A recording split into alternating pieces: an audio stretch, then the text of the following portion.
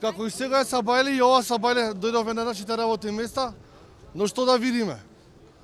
Катастрофа. Не идовме на полициски специјалци, плавци, тотално зградата обиколена со полициско присуство, нас не ни дозволија влез, ние сме најдени во небрано. Што направиме понатаму? Го известива нашето членство, тела и органи да се собереме пред оваа зграда, да некој начин да одбраниме, тоест да си го ослободиме нашите канцелари од окупаторот Живко Митревски. Бидејќи знаеме цело масло е негово.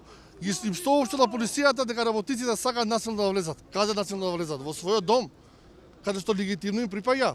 Доста бе, Живко, престани со приказки и креирани сценарија. А иначе ние нема да остапиме ниту еден квадратен метар од оваа зграда, ќе ја браниме до последен работник. Но ќе ја браниме само со работниците и нашите членови, со никого друг. Благодарам.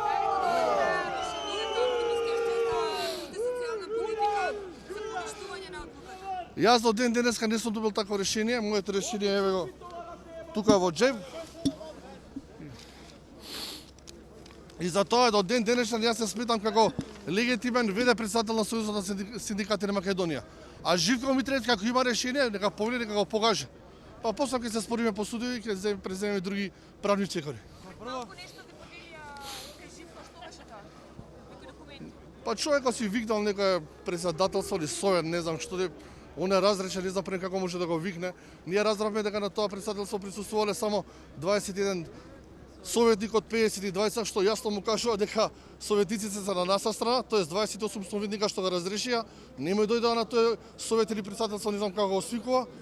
И јасно кажува дека уште еднаш му кажува и телата и органите работниците не за Живко Митревски.